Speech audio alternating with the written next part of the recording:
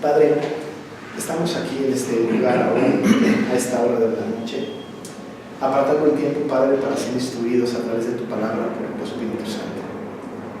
Señor, en este nuevo inicio del estudio de este libro, apasionante, importante, necesario para nosotros, te rogamos, Padre, que tú ministres nuestro corazón y nuestra mente, ilustre, Señor, nuestra mente, nuestro conocimiento, para que nosotros, Señor, lejos de ver este libro como un libro de miedo o escatológico solamente, lo veamos, Señor, como una lectura esperanzadora.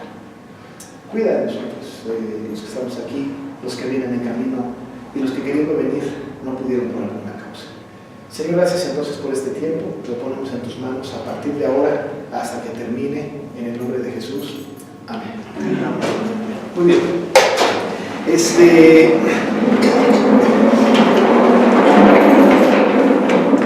Gracias. Eso estaba yo buscando. Vamos a empezar nuestro estudio de Apocalipsis. Por ahí ya les mandé la primera lección, ¿no? Ya ven que tengo la costumbre de mandarla martes por ahí, ¿no? Siempre la mando por correo y la mando también por WhatsApp, ¿no? Los que son muy tecnológicos pueden abrir su WhatsApp y dejar ahí el archivo, y los que no son tan tecnológicos pues se tienen que aguantar hasta que tengan la lección aquí. Luego la imprimo. Voy a seguir con la misma dinámica de mandar la clase por correo, por WhatsApp, y además tener impresa la clase, ¿no? Solamente para algunos. Si la pueden traer impresa es mejor, para que nos ahorremos un poco el papel, ¿no? Sería bueno. Muy bien, dicho lo cual, vamos a entrar de lleno. Nosotros no sabemos cuánto tiempo, no sé cuánto tiempo nos va a tomar estudiar el libro. Si Efesios, que son 6 capítulos, nos tomó un año, Apocalipsis, que tiene 22, pues nos puede tomar mucho más. No tengo ninguna prisa, no correremos. La única posibilidad de cambiar de estudio sería que nos cansáramos del libro, pero estoy seguro que nunca nos cansaremos del estudio de este libro, ¿no? Sirva un poco el momento también para decir este curso. Una vez lo impartí y tardamos como ¿cuántos años? Más de 2 años con la clase. Igual los jueves, ¿no? Cada jueves sin parar por 2 años. Entonces, no sé cuánto nos va a dar, pero fue una clase muy buena. Entonces vamos a estudiar no es sencillo, pero tampoco es tan complicado. Normalmente cuando se piensa en el Apocalipsis se piensa en diferentes cosas, pensamos en diferentes conceptos, depende de quién lo maneje. Hoy vamos a revisar muy rápidamente 4 escuelas de interpretación del libro de Apocalipsis, como para darnos cuenta un poquito de cómo puede ser tan divergente el método de interpretación.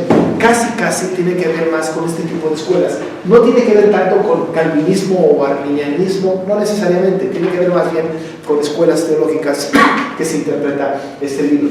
Desde luego, nosotros vamos a tener una interpretación correcta del libro, y no pretendo que hagamos un estudio, aunque me encantaría, un estudio tan profundo y exegético como a mí me gustaría, porque no tenemos el conocimiento de algunos elementos de hermenéutica y del idioma original como para poder entrar a tantas profundidades. Pero lo que sí vamos a hacer es que vamos a tomar el texto en el idioma que lo tenemos, y por ahí rescataremos algunos asuntos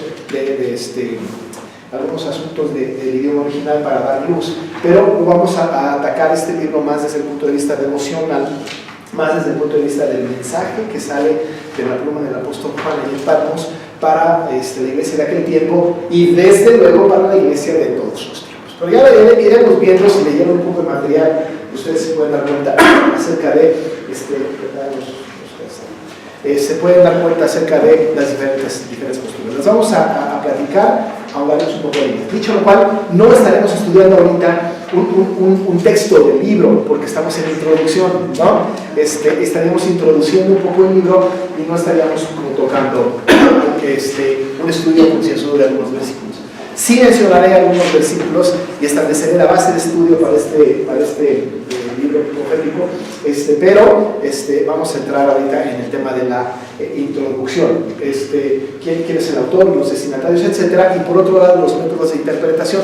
La semana que entra todavía no entraremos al libro porque vamos a ver la numerología. Es decir, los números son muy importantes en el Apocalipsis, muy importantes. Si no empezamos el estudio con una base de numerología, ¿qué significa el 4? ¿Qué el 3? ¿Qué el 7? ¿Qué el 10? ¿No? El 6, el 14, 144, 1000. Es decir, esto es muy importante en nuestro concepto de interpretación y necesitamos sentar las bases. Esa base de la semana que entra va a ser tan importante para que no estemos repitiendo cada clase, 7 es por esto, 3 es por aquí, 4 es no sé qué, sino que ya tengamos el concepto como no sería la numerología.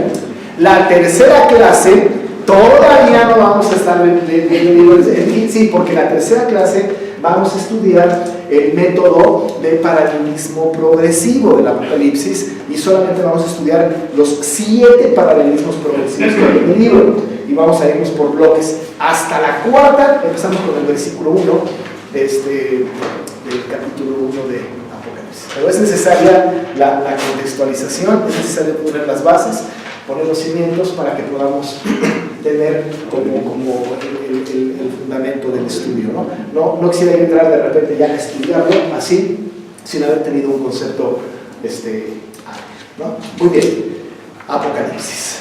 Apocalipsis es una palabra griega, ¿no? Que traducida al español es revelación, ¿no? De hecho, en las Biblias en inglés, este libro se llama así, Revelación, ¿no?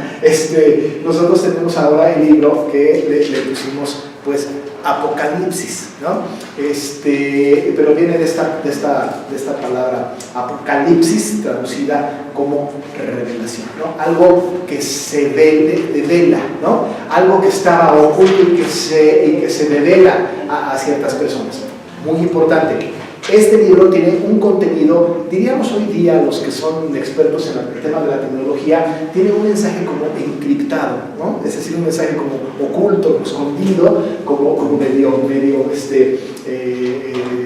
difícil de captar si no estamos hablando el mismo idioma que el autor, ¿no? Si no estamos hablando el mismo idioma, y no estoy hablando del griego, sino estar conectados con el corazón y con la mente, con el autor para poder entender el asunto importante. Hay muchas figuras de lenguaje, hay cosas literales, pero hay que estar conectados, no solamente con el autor, pero hay que estar conectados con el concepto bíblico de las cosas que van a escribirse ahí en el libro de Apocalipsis, ¿no? Tenemos que revisar cuando veamos temas como las 7 iglesias, quiénes son los nicolaitas, la doctrina de Balac, de Balaam, qué hay con Jezabel, quién es Jezabel, quién es Policarpo, en fin, ¿no? Tenemos que dar un poco de información al respecto, pero hay que conocer el concepto completo. Apocalipsis pues es revelación y es una revelación de poner a la luz algo que estaba velado. No había la posibilidad que humanamente se develara un misterio de Dios. Es decir, Dios ha hablado a través de su palabra, pero ha dicho a través de su palabra varias cosas, pero hay cosas que no están todavía develadas o reveladas. ¿Qué es lo que hace Apocalipsis? Que revela algunos acontecimientos que tienen que ver con la venida del Señor. El tema central del Apocalipsis tiene que ver con la esperanza que resulta o que tiene que resultar de los creyentes de aquella época y de nosotros también, por cierto, tiene que resultar en esperanza. El Apocalipsis no es un libro que da miedo, ¿no? Hoy día decimos, ¡ay, va a venir el Apocalipsis! Incluso hacen películas que les titulan Apocalipsis y es de miedo, ¿no? Así de guerra, así de no sé cuánto, y el Apocalipsis, ¿no? Nada más lejos de esto. Es decir, nada que ver con esto. El Apocalipsis es un libro de esperanza. Es un libro de anhelo de la venida de Jesús. Es un libro que empieza anunciando la venida de Jesús y que termina anunciando la venida de Jesús. Esto envuelve el mensaje completo del Apocalipsis. Por supuesto, llegado el punto, llegado el momento, por ahí en el capítulo 14 y en el capítulo 20 tendremos que hablar justo de cuándo viene ¿De cuándo viene? ¿Qué hay de los 1000 años? ¿Son literales? ¿Son figurados? ¿Cuáles son las escuelas del milenio? ¿Qué creemos nosotros sustentados en la Biblia? Porque a partir de ahí estaremos sacando conclusiones de cuándo viene. Espero que no digamos fechas porque nadie sabe, pero sí estableceremos un principio fundamental para entenderlo. Pero todo tiene que ver con la venida de Jesús. Cómo el Señor va preparando el terreno para su venida. Muy, muy importante eso. El libro empieza con esta esperanza de la venida de Jesús. Si tienen su Biblia ahí, vamos pues a revisar algunos textos que tienen que ver con cómo empieza con eso y cómo va a terminar con eso, ¿no? La primera cosa que rescatamos, ¿no?, es que somos bienaventurados, nosotros, bienaventurados. Ahorita que estamos en Apocalipsis, déjenme decirles por otro lado que en muy pocas iglesias se enseña Apocalipsis porque le tienen un cierto miedito, ¿no?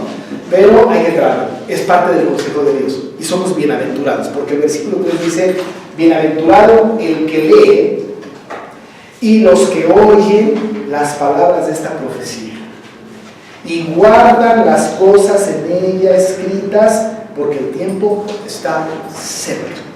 Cuando no tocamos el Apocalipsis como un libro de reflexión cristiana, estamos nosotros muy mochados, perdónenme la expresión, respecto de nuestro conocimiento de lo que Dios quiere de nosotros. Nosotros decimos: quiero guardar lo que el Señor me ha dado, ¿no? De hecho, en el mandato para que vayan y hagan discípulos a todas las naciones, la orden que dio el Señor fue para enseñarles que guarden todas las cosas que les enseña, ¿no? Guardar la información es importante. Si no tenemos un estudio del Apocalipsis, ¿cómo guardamos lo que no sabemos que tenemos que guardar? ¿Cómo nos damos cuenta, cómo nos enteramos de lo que el Señor quiere que nos enteremos si no lo estudiamos? Solamente esbozos, ¿no? Solamente versículos al aire, solamente temas muy aleatorios, y normalmente utilizamos el Apocalipsis para tratar de justificar o de interpretar un evento cataclísmico, un evento del mundo, ¿no?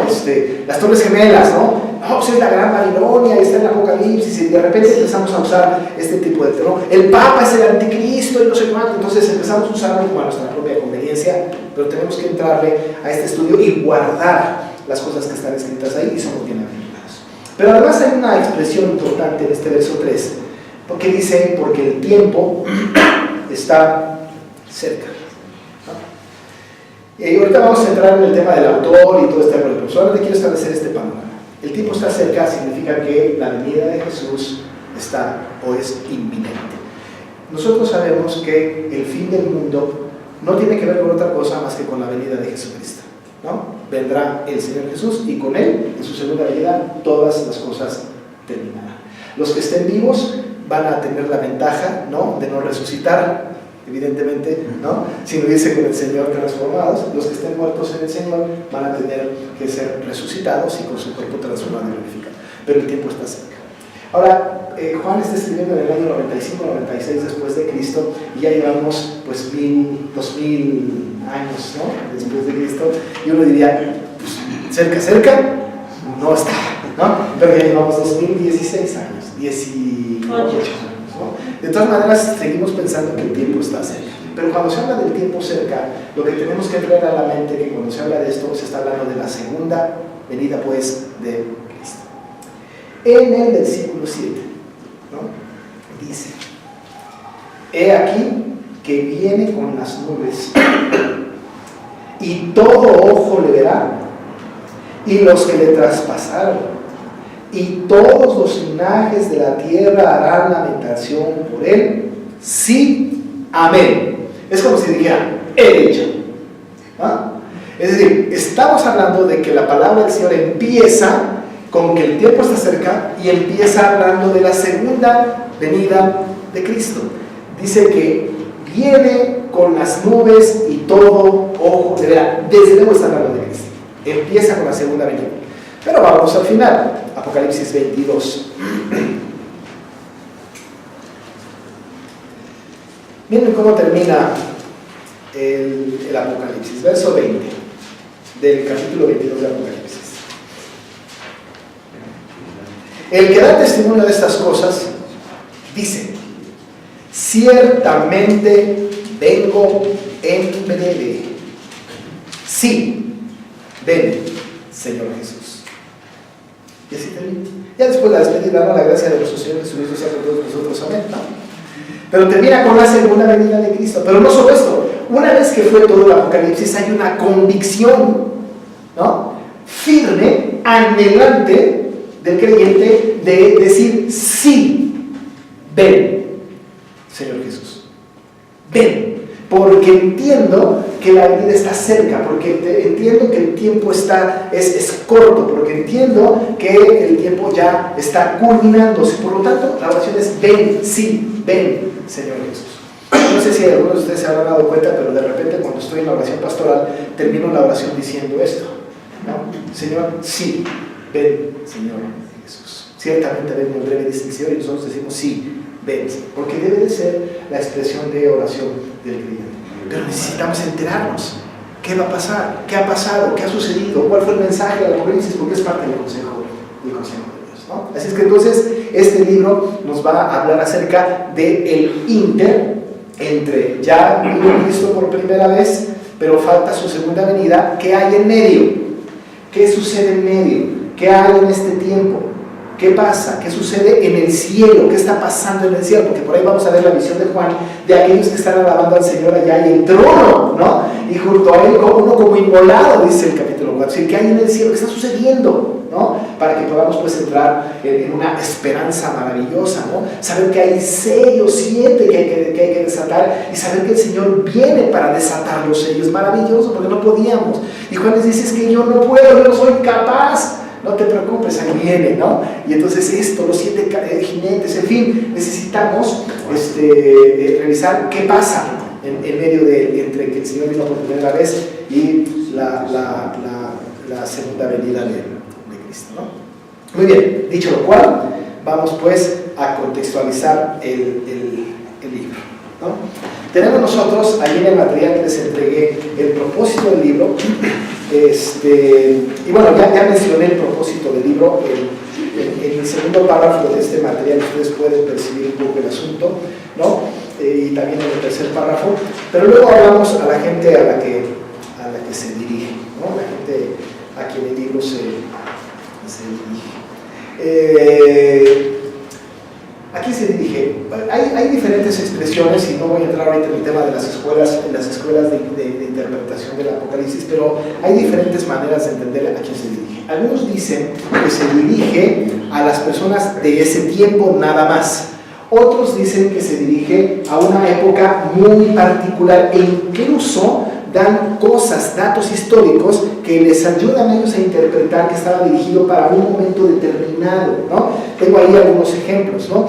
Por ejemplo, las referencias, hacen referencias a Napoleón, a las guerras de los Balcanes, a la Primera Guerra Mundial, a Hitler, a Mussolini, etcétera, ¿no? Es decir, ¿a quién está dirigido? No solamente a ellos, no solamente a esto, solamente a aquellos. Pero lo importante es que nosotros sepamos que el Apocalipsis está dirigido a la iglesia de aquel tiempo, sí, desde luego, pero por otro lado también está dirigido a los creyentes de todos los tiempos, ¿no? De todos los tiempos. No hubiera sido posible tener canonizado el Apocalipsis si solamente tuviera efecto para los cristianos de la época. ¿Qué caso tendría? ¿Para qué se canoniza? ¿Para qué lo tenemos nosotros? ¿No? Es decir, tiene un impacto en la vida de toda la iglesia de todos los tiempos. ¿Hasta dónde tendrá valor el Apocalipsis? Hasta que Cristo venga. Una vez consumado el reino, cuando Cristo venga, se acabó. Ya este libro quedará ahí guardado en la biblioteca del Señor y se acabó la historia. Y estaremos disfrutando de la presencia de Cristo. Pero ¿a quién se escribe? A estos creyentes que están en aquella época, pero también se escribe a nosotros. ¿En qué circunstancias se escribían? Las circunstancias que estaban predominando en aquella época. Ustedes saben que el Imperio Romano era el imperio dominante, ¿no? de aquella época. El Imperio Romano no era un imperio noble o amable, no era un imperio que daba todas las facilidades a las personas para tener cultos públicos libres, ¿no? Recién apenas el domingo predicaba yo en Primera de Pedro y hablaba de un personaje romano, un emperador que todos conocemos que se llama Nerón. Y comentaba yo en esta predicación que Nerón, por ahí de los años 68-69, había mandado, ¿no? Perseguir a los cristianos porque se les acusó él deliberadamente aunque lo hizo, del incendio en Roma. Es el que está, en la cultura general la tenemos como muy en la mente, ¿no? Un gran incendio en Roma, y Nerón, siendo culpable, finalmente culpa a los cristianos y se desata una gran persecución. A partir de Nerón, y un poco antes también, con otros emperadores romanos, porque nunca hubo paz, ¿no? Aunque existía la frase Pax Romana, ¿no? No había, bueno, para ellos sí, pero para los creyentes fue persecución constante, ¿no? Después de que vino Nerón, muchos años después, ya por el año 89, 90, por ahí 96, hasta la época del Apocalipsis, estaba en el dominio de Roma Domiciano. Y este Domiciano era perverso, también era peor incluso que Nerón, ¿no? Tan malo que el único apóstol que quedaba vivo, ¿no? El único apóstol que pues estaba ahí en el escenario, ¿no? Del mundo, era el apóstol Juan. Le estaba dando muchos problemas Juan a Domiciano, muchos problemas, porque Juan estaba predicando el evangelio. Ustedes se acuerdan que Juan había escrito el evangelio de Juan, para ese tiempo ya estaba escrito, había escrito primera, segunda y tercera de Juan, que para ese tiempo ya estaba escrito, y empezaban a circular esas cartas y tenían un peso específico importantísimo, tanto que había grandes y numerosas conversiones, cosa que por supuesto a Domiciano no le gustaba, no era como algo que Domiciano fuera favorable, porque esto le provocaba rehusaba la autoridad de Domiciano, porque Domiciano se hacía pasar como Dios, ¿no? Les pasó a todos los emperadores también, ¿no? Hay que adorar a César, ¿no? Hay que adorar a Nerón, en fin, pero este era un emperador de esta naturaleza y tenía este asunto. Cuando Juan empezó pues a predicar y empezó a circular su evangelio y empezó a hablar acerca de Jesús, y siendo el único apóstol que todavía estaba vigente, digamos, ya grande incluso, ¿no? No le gusta a Domiciano y lo manda desterrado, ¿no? Expatriado, ¿no? Lo manda a la isla de Patmos, ¿no? Tenemos la referencia porque en el capítulo 1 el mismo Juan nos habla acerca de este asunto, ¿no? Ahí les voy a decir. Ay, Dios. Ay, estoy leyendo Juan. Esto. ¿Por qué me hacen eso? Mira lo que dice el verso 9 del capítulo 1. Dice: yo, Juan, vuestro hermano y copartícipe vuestro de la tribulación, en el reino y en la paciencia de Jesucristo, estaba en la isla llamada Patmos. ¿Por qué? Por causa, dice el apóstol, de la palabra de Dios y el testimonio de Jesucristo. ¿Por qué lo apresaron? ¿Por qué lo mandaron a Patmos? Porque predicaba el evangelio, porque le hablaba a otros de Cristo, porque circulaba su evangelio, porque las cartas estaban por ahí, porque era un hombre maravilloso que predicaba el evangelio donde fuera y como fuera. Y claro que a Domiciano no le gustó, ¡pum!, te vas a Patmos. Como si esto lo pudiera detener, ¿no? Como si esto lo pudiera apresar, ¿no? Y recordamos un poco a los apóstoles Pedro y Juan cuando fueron apresados por predicar la palabra, y que les dijeron: es prohibido seguir hablando de este camino, ¿no? Pues ustedes los tienen presos aquí, pero el evangelio ya caminó, y ese nadie lo puede parar, ¿no? Así que Juan entonces es llevado a Patmos, ¿no? Preso por causa de la palabra, por causa de Jesucristo. Bendita cosa, ¿no? Y él ha dicho que somos bienaventurados, y él está preso. Debemos entender que estando preso en Patmos, no estaba preso como nosotros pudiésemos pensar en una celda. Era una especie de isla cárcel, ¿no? Era una especie de arraigo domiciliario, aunque no estaba en su casa, pero tenía las libertades que la isla le podía proporcionar. Evidentemente no había la posibilidad de treparse a un barco y salir, porque estaba muy custodiada la isla, pero era una isla cárcel, donde estaban muchos criminales, y dentro de ellos estaba uno peligrosísimo, que no había matado a nadie, pero que estaba diseminando un evangelio que estaba siendo perseguido, mucho por Nerón, pero después por Domiciano. Entonces la carta, cuando Juan escribe la carta, va a escribir algo que no sale de su imaginación.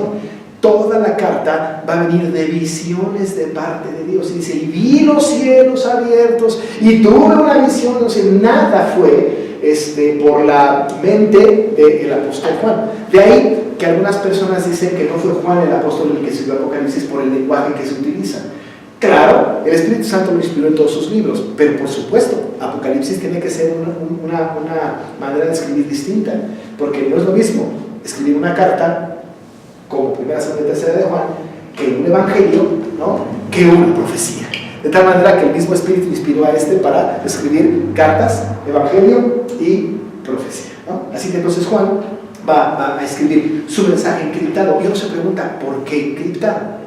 Justo porque lo que se trataba era de consolar a los cristianos que no estaban en Patmos acerca de las persecuciones, de la tribulación, de los problemas en los que se iban a meter, y tenía que darles esperanza, porque el pueblo decía, ya se va a acabar esto, nos vamos a morir, el emperador nos va a matar a todos. Calma, ¿no? Sí, echará a algunos al mar, echará a algunos a tierra, calma, ¿no? Tenemos una ventaja, Cristo viene y hay esperanza y hay consuelo, ¿no? Y hay consuelo. Así que entonces el apóstol está escribiendo a estos cristianos de esa época. Les tiene que decir, oigan, Jesús ya murió, ya se fue, viene pronto, pero ¿qué creen? Está entre nosotros, ¿no? Eso es un mensaje importante. Viene pronto, pero está entre nosotros a través de su Espíritu. Como lo dice al principio del capítulo 1, él va a dar una visión que tiene que ver con aquel, ¿no? Habla de los 7 candeleros y habla de las 7 estrellas de su mano, ¿no es cierto? Y dice, después de la interpretación, las estrellas son los pastores de las 7 iglesias y los candeleros 7 son las iglesias. Y dice que vi a uno, el Hijo del Hombre, que se movía en medio de ellas, de tal manera que el Hijo del Hombre, que es Jesús, estaba moviéndose alrededor de la iglesia. Y la semana que entra, que estudiamos el número 7, se darán cuenta que es la totalidad de las iglesias de todos los tiempos. Y Cristo está caminando en medio de todas las iglesias. Y vamos a ver la imagen del candelero, que tiene 7 picos, y el del medio es el que representa a Jesús, ¿no? Y dice que está en medio. Ya hablaremos un poquito acerca de la teología del Antiguo Testamento. En este caso, hermano, se interpreta a los 7 ángeles como los 7 pastores. ¿Los que perdón? Los 7 pastores, ¿vendríamos a interpretarlos de la misma forma que los 7 ángeles? Sí, porque cuando dice, escribe al ángel que está, son estos, ¿no? De hecho, aquí el mismo Juan está diciendo en el 20, el misterio de las 7 estrellas, que es en diestra, y de los 7 candeleros de oro. Las 7 estrellas son los ángeles de las 7 iglesias, o sea, los pastores, por supuesto, y los 7 candeleros que has visto son las 7 iglesias. Por ahí, cuando llegue el momento, les voy a platicar un poco de Policarpo, les voy a cantar la historia de Policarpo, uno de los ángeles o pastores de aquella época que muere martirizado. Verán esta historia. Va dirigido pues a estos, ¿no?, de su época, para darles esperanza. Pero la gran pregunta es, ¿y nosotros vivimos mejor que aquellos que estaban en persecución? La verdad de las cosas es que no vivimos mejor que ellos, ¿no? Tampoco estamos nosotros en estas mismas circunstancias de que nos apresan y nos matan, ¿no? Pero sí hay una situación adversa del Evangelio que está sufriendo en nuestros tiempos, porque se ha desvirtuado el Evangelio. Estamos en un momento muy difícil, el Señor está cerca, de tal manera que para nosotros también es este libro, para que podamos entender y tener esperanza de la segunda venida de Cristo, ¿no? El autor, él se nombra Juan, ¿no? Ya en el versículo 9 que acabamos de leer dice que es Juan, pero algunos dicen que no, el estilo literario del Evangelio, de las cartas y la Apocalipsis son distintos, ¿no? Respecto del autor del Apocalipsis. La autoridad literaria, la paternidad literaria del libro lo ponen en riesgo algunos, pero no hay duda, nosotros creemos firmemente que Juan es el autor. El asunto es, Juan, ¿no? Es Juan, porque hubo varios Juanes, ¿no? Porque no nos da el apellido de Juan, ¿no? Sí, inclusive, hermano, algunos exégetas hablan acerca de que la apologética que tiene en el cuarto evangelio y en las cartas juaninas es diferente al Apocalipsis. En este caso es más directa en el evangelio y en las cartas, que en el Apocalipsis, que es más futurista. Entonces manejan que Juan estaba manejando ya un aspecto futurista, sabiendo que es un libro del pasado, el presente y el futuro. Sí, no futurista necesariamente, tiene implicaciones del futuro, pero una de las escuelas es la futurista, y hay que tener un poco de cuidado con esa interpretación. Pero sí, tiene implicaciones a lo largo de todas las edades, ¿no? De todos los tiempos. Pues entonces es escrito por el apóstol Juan, y ya conocemos nosotros al apóstol Juan, y sabemos que el apóstol Juan fue uno de los apóstoles preferidos de Cristo. ¿no? O sea, sí, pues sí, se recargaba en el Señor, lo acompañaba en los asuntos más importantes, le encargó a su mamá, ¿no? El discípulo amado, le llamaban a Juan de Jesús. Pues cómo no va a ser inspirado por el Espíritu para escribir semejante libro. Ahora, no le demos demasiado... Es el mismo, el discípulo. Ah, sí. Bueno, pero está avalado, ¿no? En la palabra. Bueno, pero ahora también... es que lo dice en el Evangelio de Juan. Y evidentemente quien lo escribió es él, ¿no? Pero debemos de creer que fue el discípulo amado del Señor, ¿no? Leonardo da Vinci lo retrató en la última cena, recargado en el costado del Señor, entendiendo esto, ¿no? De discípulos amados a los que fueron con el Señor Jesucristo a la transfiguración. Sí, y en otros momentos, en la resurrección de la hija de Jairo, etcétera, ¿no? Sí. Así que entonces Juan, pues es el autor, Juan que escribió el Evangelio, que escribió las 3 cartas, también escribió el Apocalipsis, y también fue el hermano de Jacobo, hijos los 2 de Zebedeo, y no otro Juan. Este es el Juan. Tenemos evidencia de esto porque en diferentes partes del Apocalipsis notamos un lenguaje, y notamos también, vamos a notarlo en el futuro, algunas expresiones y algunos conceptos que vienen de su propio Evangelio. Pocas veces hay en el Apocalipsis algo que diga Juan, yo digo, yo creo, pocas veces. Siempre es vi y vino y me dijo y no sé cuánto, ¿no? Porque estuvo en éxtasis yo no sé cuánto tiempo, pero viendo visiones, bueno, maravillosas. Nos vamos a aprender de memoria, por cierto, la visión de Jesús en el cielo y del Señor, y de los 24 ancianos y de la fuente de cristal. En fin, vamos a tener una tarea de aprender de memoria, ¿no? Vamos a los métodos de interpretación, que son los que nos competen ahorita, métodos de interpretación. Hay más, depende de quién escriba, pero básicamente hay 4, y de esos 4 hay combinaciones, ¿no? Hay algunas combinaciones que se van entremezclando, ¿no? Pero básicamente hay 4 escuelas de interpretación del Apocalipsis. Nosotros, los que somos cristianos bíblicos, ¿no? Ya no voy a decir presbiterianos ni calvinistas, sino bíblicos, no nos acomodamos necesariamente a una interpretación de estas, porque nosotros sí tenemos que empezar a revisar el Apocalipsis a partir del método de interpretación progresivo, en un paralelismo progresivo, ¿no? Que siempre hay recapitulación y avance, hasta la culminación en la Nueva Jerusalén y la venida de Jesús, ¿no? Pero hay cuatro escuelas básicamente de interpretación. Si nosotros nos ponemos a preguntar a diferentes denominaciones evangélicas de nuestros tiempos, y bien la Iglesia Católica, por ejemplo, acerca de qué tipo de interpretación tienen, nos vamos a dar cuenta de que hay una mezcla tremenda, ¿no? Hay una duda tremenda. Los cristianos de esta época, los cristianos comunes y corrientes como nosotros, que no tenemos estudios teológicos muy profundos, no estamos con una postura de interpretación de Apocalipsis de ninguna manera.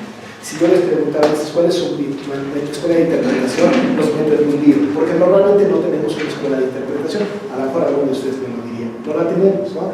Eso es muy peligroso. ¿Por qué es peligroso? Porque puede venir alguien muy abusado y decirnos a nosotros una interpretación a partir de una escuela de interpretación, y nosotros creerle, y con la sensacionalidad que nos dio cuenta, irnos, ¿no?, engañados en lo que Pablo le decía a Timoteo, que tenía que tener cuidado, ¿no? Y en las cartas de las filosofías y las huecas sutilezas, ¿no? Entonces tenemos que ir con mucho cuidado en el asunto de la interpretación del Apocalipsis. Hay 4. Está la preterista, y como su nombre lo dice, la preterista tiene que ver con hechos acontecidos en el pasado, ¿no? Por eso ustedes saben que el tiempo pasado es pretérito, ¿no? La preterista es todo lo que sucedió en el pasado, que solamente tuvo implicaciones en el pasado y que solamente le sirvieron en el pasado, a los creyentes del pasado, y que no tiene ninguna repercusión para la iglesia posterior de ese siglo.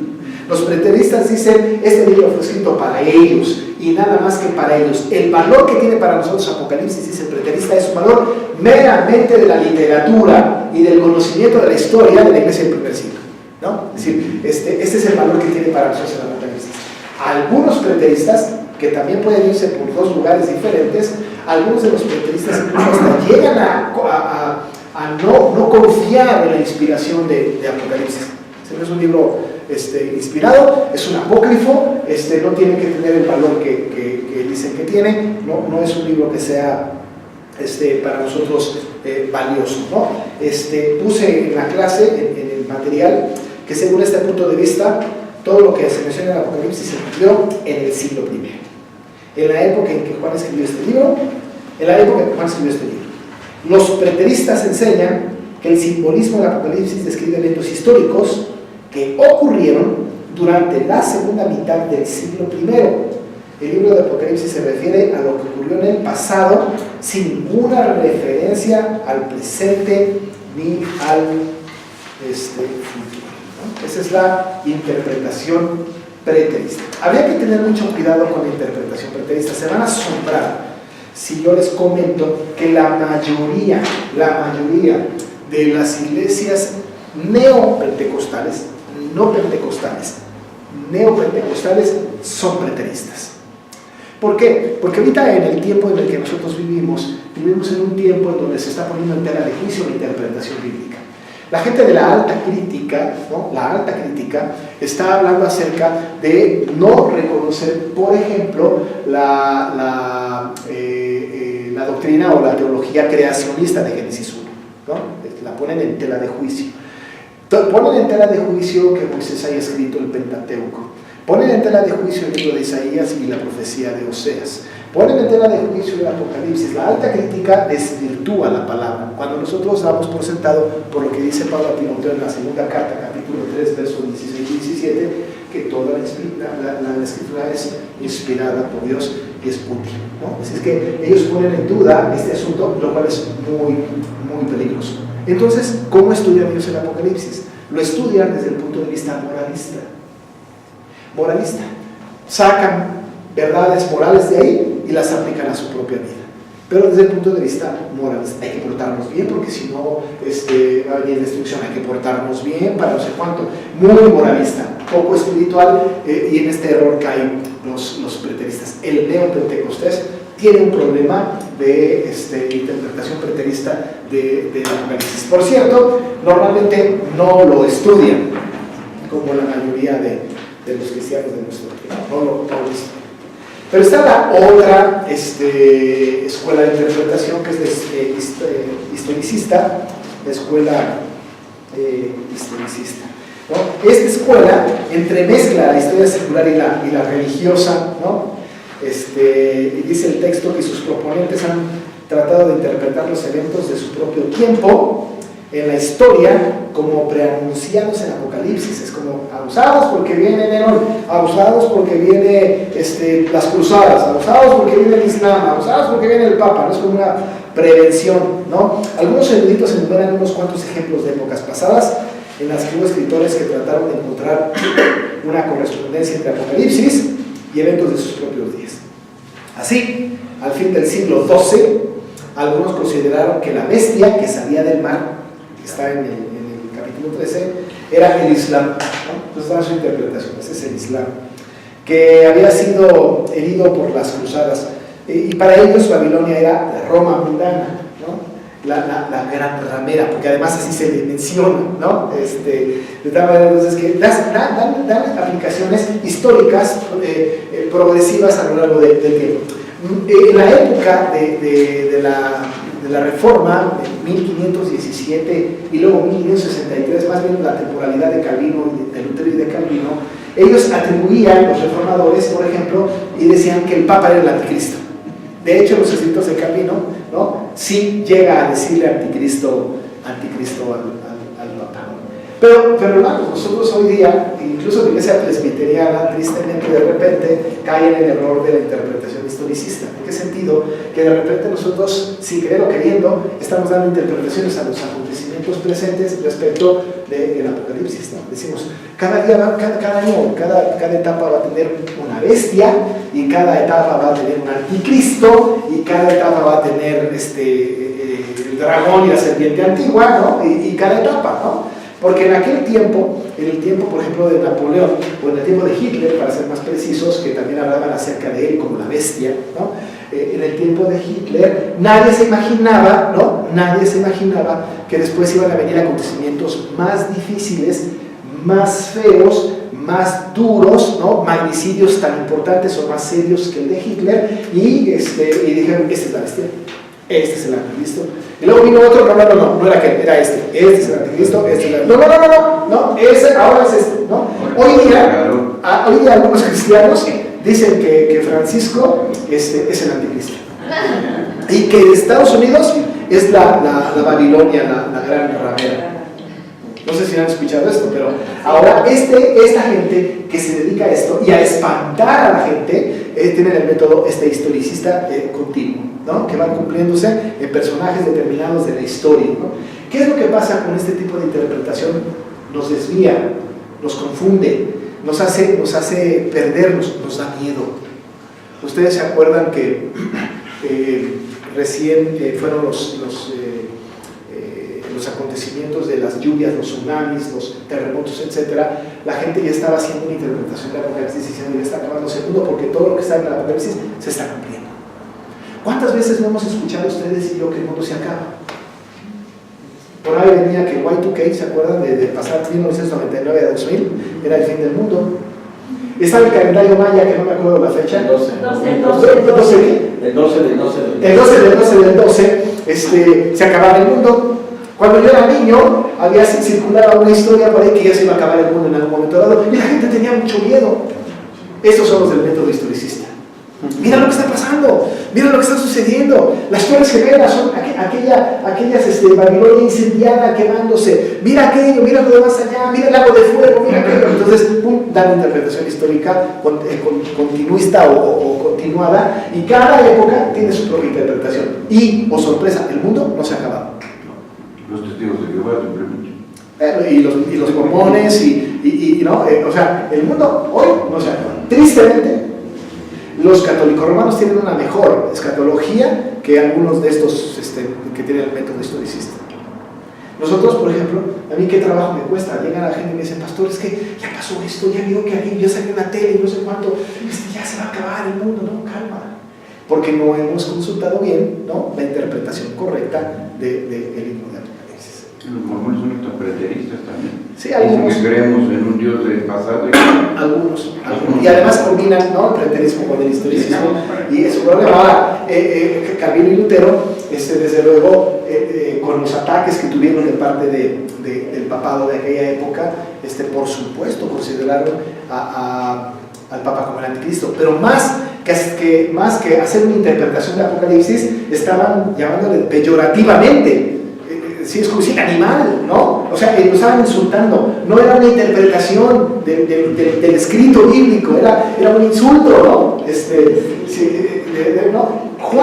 Mismo Juan, por ejemplo, en 1 y 2 de Juan nos habla, y vendrán muchos anticristos, ¿no? Entonces se agarran de ahí para decir, bueno, pues hay un anticristo en cada época. Escoja su anticristo, estamos de oferta. Entonces en cada época tenemos nuestro... escuché recientemente, bueno, hace como un par de meses, leía hace como un par de meses que Trump, ¿no?, era lobo vestido de oveja y que era el anticristo. Tenemos nuestros anticristos, ¿no? Escojan el suyo. Ahí está Andrés Manuel, ahí está el obispo que acaba de renunciar, ¿no? Carrera, Rivera, se escojan al anticristo, como estamos de plácemes, ¿no? Pero esto es lo que hace el método historicista. ¿Qué es lo que tenemos nosotros que aprender de esto? Es no irnos con estos rumores, ¿no? No irnos con estos rumores. No, tenemos que tener mucho cuidado. No hay duda. Lo que está profetizando en el Apocalipsis se está cumpliendo, pero se está cumpliendo de manera progresiva, en este paralelismo progresivo. Si usted se puede dar cuenta, cada vez es peor, cada vez es peor, cada vez asciende, cada vez es peor. Pero ¿cómo sabemos que ahorita estamos al principio de lo peor, en medio de lo peor o al final de lo peor? ¿Quién sabe? Igual estamos al mero principio de lo peor. A lo mejor estamos todavía en la introducción de lo peor. Pero sí en este tiempo, sí. No entiendo. Sí, nos toca a nosotros. A nosotros. Ya no hay más adelante, ya no hay más. No, pero el libro de Apocalipsis no solamente está escrito para nuestra generación, está escrito para todas las generaciones hasta que Cristo venga. Sí, por eso el pasado y nosotros, o sea, todo presente. Sí, claro, es para nosotros, por supuesto. Ahora, lo que pasa es que, por ejemplo, Si alguien viene y le dice que Nueva York es la gran ramera, que es Babilonia, ¿no? Que es el centro de comercio de los Estados Unidos, ¿lo cree? No, porque no. Hasta que ¿No? veamos así. ¿Hay algún lugar en donde nos diga Nueva York? ¿No? ¿No? ¿Hay algún lugar en donde nos diga que el muro de Berlín estaba dividiendo a Gog y Magog? No, han pasado grandes acontecimientos similares en la historia de la humanidad y no ha sucedido nada. Ahora, insisto, hay cosas que van progresando y cada vez es peor. Cada vez es peor, cada vez es peor. No hay lugar a dudas, ¿no? De repente mi esposa me dice, es que no debes decir que cada vez es peor, hombre, porque no puedas esperanza. No, sí, hay que decirlo, cada vez es peor, ¿no? Pero hay esperanza. Justo el libro de Apocalipsis puede decir, sí, cada vez va a ser peor, pero hay esperanza, porque cada sección paralela del Apocalipsis va a hablar del triunfo de Jesús y de nosotros yéndonos a su presencia, ¿no? O sea, esto es lo maravilloso del asunto. Esto es lo maravilloso del asunto. Está la interpretación futurista, ¿no? La otra interpretación, ¿no? El enfoque futurista, ahora me he propuesto utilizar el material en la clase, ¿no? El enfoque futurista en la interpretación de Apocalipsis consiste en que la mayor parte del libro, a partir de 4.1, se refiere al futuro. Quienes lo proponen insisten en las profecías en este libro que, según dice, se cumplirán apenas antes y durante y después del retorno de Jesús a la tierra. Son la visión del trono, el rollo de los 7 sellos que se abren uno por uno, las 7 trompetas, los 2 testigos, la mujer y el niño varón, las 7 copas, la gran ramera, la caída de Babilonia. Todos estos son eventos que ocurren antes de la venida de Cristo. Esta escuela futurista normalmente la persiguen o la toman los dispensacionalistas premilenialistas. El nombre está para lenguas. Exacto. Dispensacionalistas premilenialistas. Claro, lo toman a partir del capítulo 20 de Apocalipsis, ¿no? Cuando se habla del milenio. En ese sentido, ellos tienen diferentes ramas. Está el dispensacionalista no premilenialista, pero está el dispensacionalista postmilenialista. Pero dentro del dispensacionalista premilenialista está el dispensacionalista premilenialista tribulacionista. Más peor, ¿no? ¿Cuál es el dispensacionalista premilenialista tribulacionista? Estos creen, según la lectura que han hecho desde el punto de vista de la escatología de Daniel, piensan pues que cuando se habla de las 70 semanas famosas de Daniel, que las 70 semanas son traídas como en una quita de fracciones y déjame en 7, 3 años y medio y 3 años y medio. Entonces ellos dicen hay 3 años y medio de tribulación y 3 años y medio de gran tribulación. Escuchen lo interesante de la interpretación. Al final del tiempo, antes de que venga Cristo, 7 años antes, literales, 7 años antes, 3 años y medio antes de la venida de Cristo, ¿no? Va a haber la tribulación. Tribulación, ¿no? Una tribulación tremenda. Cuando Cristo esté viniendo, empieza la gran tribulación. Y Cristo viene por su iglesia en las nubes. Y se la lleva, ¿no? Van a pasar otros 3 años y medio, pero la iglesia está en el cielo. El Espíritu Santo está en el cielo. Jesús está en el cielo. En esos 3 años y medio va a haber un pachangón en el cielo que le llaman las bodas del Cordero. Es Cristo casándose con la iglesia. Dios es el juez y el Espíritu Santo apadrina. En esos 3 años y medio que va a ser las bodas del Cordero, aquí en la tierra, 3 años y medio de gran tribulación, se va a desatar la bestia. Van a ser sellados con el 666 todas las personas de la tierra. Pero habrá una segunda oportunidad para aquellos que todavía quieren arrepentirse y venir a Cristo. La gran pregunta que tenemos es ¿quién nos va a convencer si el Espíritu Santo está en la fiesta? ¿No? ¿Quién? ¿No? Pero bueno, gran tribulación. Después de la gran tribulación, y son esos 3 años y medio, Cristo viene ya no por su iglesia, sino viene con su iglesia. Y entonces hay dos segundas venidas. Una por su iglesia y la otra es con su iglesia. ¿Qué va a pasar? Que como hay gran tribulación aquí, entonces va a venir el Señor con su iglesia, ya casada con Cristo, entrenada por cierto, y va a venir a una guerra a muerte que le llaman la guerra del Armagedón. Y va a haber un pleito en donde Cristo sale vencedor. ¿Cómo está dicho en Apocalipsis? Está buena la historia, ¿no? Está padre, ¿no? Esto lo creen los dispensacionalistas, premilenialistas, tribulacionistas. Hay premilenialistas, no tribulacionistas. Ustedes preguntarán, ¿y nosotros qué creemos? Porque esto que acabo de decir está padre, ¿no? Está emocionante, está de película, ¿no? Si a Hollywood se hubiera ocurrido semejante guión, ¿no? Hay películas que hablan de esto. Dejamos atrás, es una que habla de esto, que es de terrible película. Tengan cuidado, porque también en medio de toda esta doctrina está la famosa doctrina perversa del rapto secreto, que no hay que creerla. No es cierto que vamos a ser arrebatados secretamente, hay que tenerle duda a este asunto, lo vamos a hablar en su momento. Pero ese hecho, y si queremos saber qué creemos nosotros. En este escenario, ¿qué va a pasar? Nosotros, adelanto un poco nada más, y lo voy a comprobar cuando lleguemos a Apocalipsis 20, como por ahí del 30 de septiembre de 2020. Si llego, si después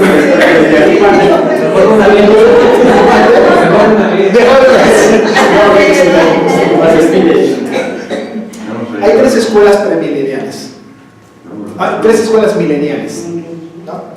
La premilenialista, que ya está dividida en tribulacionista, no tribulacionista, dispensacionalista, etc. Pero la premilenialista, la postmilenialista y la amilenialista. La premilenialista y la postmilenialista son literales. Piensan y creen en 1000 años literales. Pero 1000 años ¿de qué? ¿No? Tiene que ver con el retorno de Cristo. Aquí está la segunda venida de Cristo. Algunos dicen, antes de la segunda venida de Cristo van a pasar 1000 años. ¿Qué son los que estamos viendo? ¿No? Y vienen los 3 años y medio de tribulación, los 3 de la tribulación, y luego Cristo viene por su iglesia, y luego Cristo por la iglesia, ¿no? Con la iglesia. Hay quienes dicen, no. Vendrá Cristo y en su venida después va a inaugurar un reino de 1000 años. Literales. Viene Cristo y va a haber 1000 años literales. En estos 1000 años literales se va a dar la misma cosa de la tribulación y todo este rollo. Esto es pre y post. Ahora ustedes digan, porque son muy inteligentes como yo, este es pre-milenialista, este es post-milenialista. ¿Están de acuerdo? Porque es pre antes, post después. ¿Antes de qué? ¿Después de qué? De la venida de Cristo. Siempre la venida de Cristo establece la postura milenial de cualquier creyente. Pero ¿qué creen los amilenialistas? Porque a mí no me acomoda ni esta, porque no son muy literales. Ni antes ni después, ya llevamos 2018. ¿No? El amilenialista cree que los 1000 años son figurados. Porque para Dios un día son como 1000 años y 1000 años son como un día. Es figurado. Como prácticamente toda la numerología que vamos a estudiar la semana que entra es figurada. No es cierto que son 7, no es cierto que solo son 4, no es cierto que solo son 3, no es cierto que solo son 10, ¿no? Dice Pedro, sufrirá por 10 días. Ay, caray, 10 días, ¿a partir de cuándo? Para prepararme. Pero no, es un tiempo no definido. ¿Me explico? O sea, no tenemos que tomar pues la historia literal. Ahora, ¿en qué sentido nosotros creemos o cómo va a ser la venida de Cristo? Desde luego que nosotros, como buenos cristianos bíblicos, creemos que la segunda de Cristo, la segunda venida de Cristo es singular en 2 sentidos. Singular porque no es plural, y si no es plural es una sola porque es singular. ¿Están de acuerdo? Porque singular es uno, una pelota, un carro, ¿no? Si digo carros, pelotas es plural, ¿no? Pero singular porque es una. Viene una vez. Viene por y con, ¿no? Su iglesia. O sea, viene ya establece, dice, viene el Señor y será el fin, dice la Biblia, ¿no? No hay 2 segundas venidas. y singular desde el punto de vista de que como esa actividad no hay ninguna otra. ¿A poco no han utilizado la palabra singular? Para mí que es singular, ¿no? Es como sui generis, ¿no? Única en su especie, ¿no? Va a ser singular porque nada más es una, y va a ser singular porque es como esta, ningún otro evento en la historia de la humanidad va a suceder, ¿no? En ese sentido es singular. Pero ¿qué pasa? A partir de cuando empiezan a correr los 1000 años de la venida de Cristo. Empiezan a correr los 1000 años cuando el apóstol Pablo habla, y Pedro también, y Apocalipsis también lo va a utilizar a partir del concepto de los postreros tiempos. Algunos también se traducen como parucía, es decir, la segunda venida de Cristo, los postreros tiempos. Esos postreros tiempos no están definidos. No hay un tiempo definido específico de cuántos años. ¿Qué es lo que sucede? Que nosotros creemos que la segunda venida de Cristo va a suceder como un evento singular a partir de la ascensión. A partir de la ascensión, y a partir de ahí todo el tiempo son 1000 años figurados, no literales. Y entonces, ¿cuándo va a venir la tribulación y la gran tribulación? Pues desde que Cristo estaba. ¿No le dijo el Señor a sus discípulos: en el mundo tendréis aflicción? Es necesario que pasen por mucha tribulación. ¿En cuántos lugares no hay el asunto de la tribulación? Pedro le dijo a los dispersos, ¿no? Les dijo: tengan por sumo gozo cuando os halléis en diversas pruebas. No, Pedro, no. Santiago. ¿Por qué no me corrigen? ¿No? Pero Santiago, ¿no? Tengan, ¿no?, sumo gozo cuando os halléis en diversas pruebas. La tribulación, esta leve tribulación momentánea, dice Pablo a los Corintios en 2 Corintios 7:14, ¿no? Esta leve, 4:17, perdón, esta leve tribulación momentánea produce en nosotros un cada vez más excelente y eterno peso de gloria. Leve tribulación momentánea. ¿A partir de qué empieza la tribulación? Estamos en la tribulación. Estamos en la gran tribulación. ¿Cuánta persecución? ¿Cuántas cosas terribles hay? ¿Cuántos acontecimientos han sucedido? Estamos ahí. Y cada evento anuncia la venida de Cristo. ¿Cuándo sucederá? Si queremos contar, ya llevamos 2000 años, 2018 años. Ya lo de los 1000 literales ya no funciona. Por lo tanto, estamos hablando de un tiempo más bien simbólico. Entonces no hay tribulación y gran tribulación, sino es la misma. Sí, ahora, la Biblia indistintamente utiliza tribulación y gran tribulación, pero cuando la Biblia habla de tribulación, habla de ya no tengo para el gasto, ya me divorcié, ya mis hijos se fueron, ya me cerraron la fábrica, ¿no? Y la gran tribulación es los eventos cósmicos, el desatamiento de la bestia, se levantará nación contra nación, qué sé yo, ¿no? Esos acontecimientos que también los estamos viviendo. ¿Cuántas veces en la historia de la humanidad no se ha levantado una nación contra otra, ¿no? Las famosas guerras mundiales, ¿no?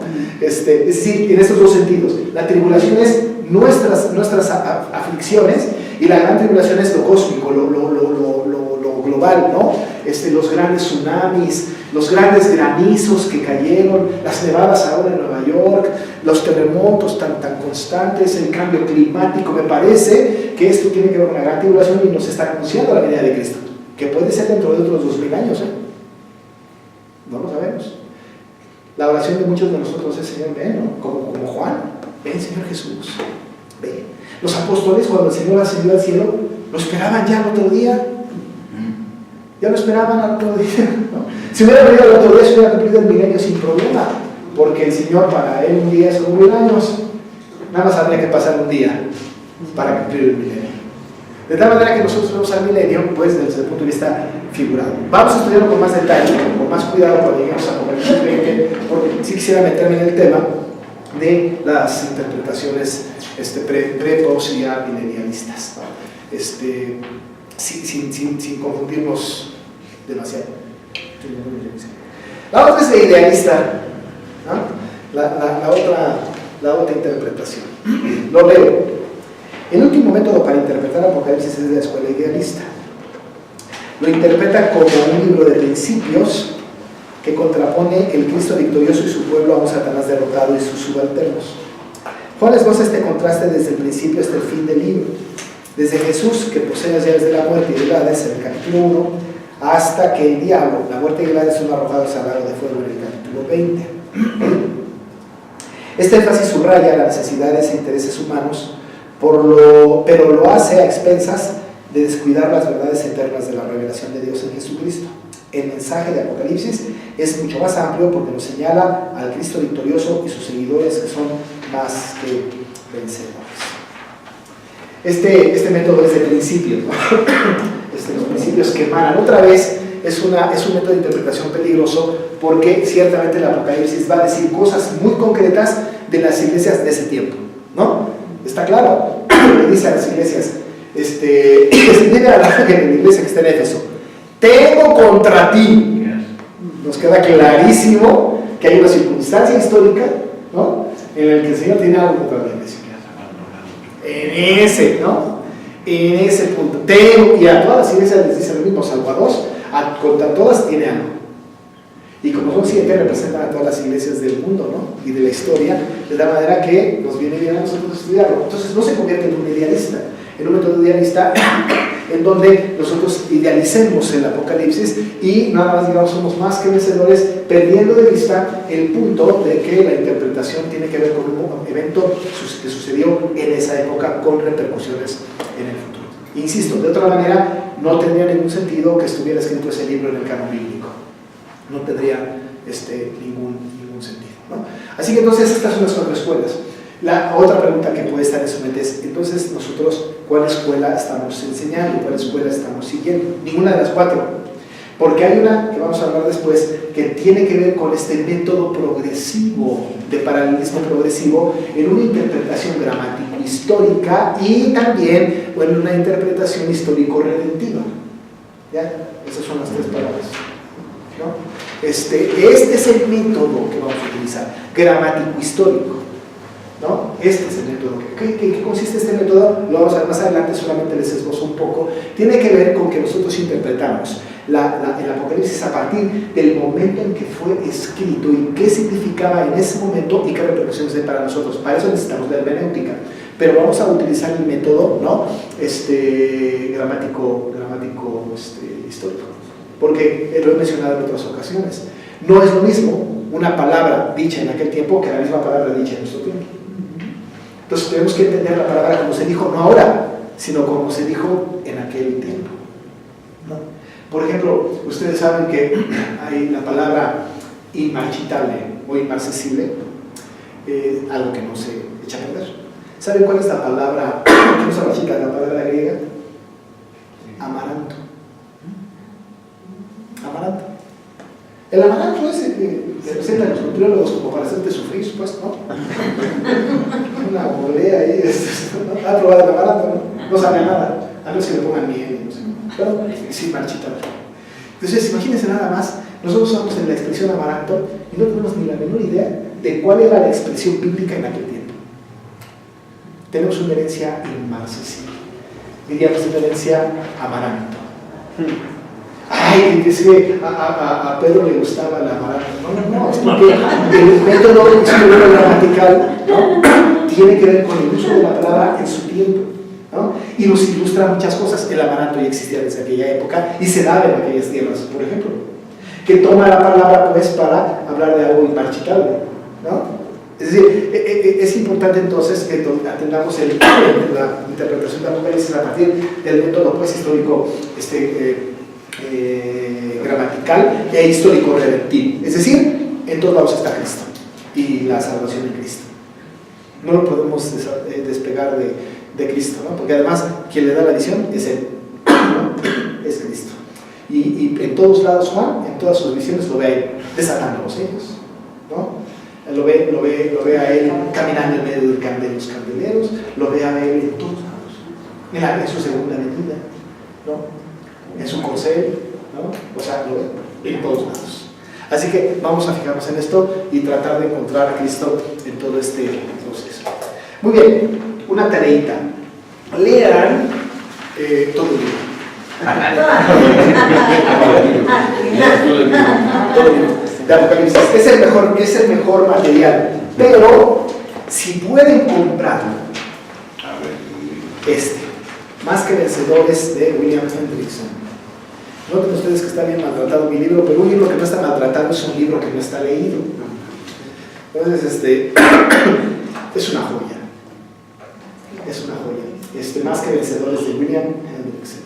El que quiera después le toma una foto o anota los datos que se los voy a dejar para que lo está bien barato. ¿Cómo? ¿El apellido? William Hendrickson. ¿Puedes escribir William Hendrickson, por favor? Hendrickson. Hendrickson. William Hendrickson. Sí, ok. Este libro es maravilloso. Tengan cuidado con lo que se compra de Apocalipsis. Cuando alguno habla de Apocalipsis piensa que es escatología y son dos cosas diferentes. Escatología es la doctrina de las últimas cosas, ¿no? Es un tema doctrinal. El Apocalipsis es otra historia. ¿Tiene escatología Apocalipsis? Sí tiene, pero no es un libro escatológico, ¿no? ¿Sí habla de las últimas cosas? Sí, pero no es evidentemente escatológico. Es más bien eminentemente de esperanzador, ¿no? Este libro vale la pena comprar. Hay otro libro que se llama Apocalipsis de José Grau, que también vale la pena comprar. Este está muy barato. ¿Y saben por qué está muy barato? Porque nadie lo compra. La gente va a la librería y compra acá Shimuna, el apóstol Maldonado, y estos libros que son maravillosos, ¿no? En oferta. Hay que aprovechar esa ignorancia para comprar los libros, ¿no? A veces los sacan ya de circulación porque no se ven. ¿No? Más que vencedores de William Hendrickson, está el de Simon Kistemaker, el comentario de Simon Kistemaker de Apocalipsis. Ese vale como 700 pesos, pero vale la pena tenerlo, es exegético, muy bueno. El de José Grau de Apocalipsis, vale la pena comprarlo. No compren de Scofield, no le hagan caso a MacArthur en el tema de Apocalipsis, seamos como más cuidadosos en estos autores, ¿no? Pero no son muy difíciles de entender. Este es muy sencillo. El de Simon Kistemaker es complicado hasta decir basta. Es complicadísimo, ¿no?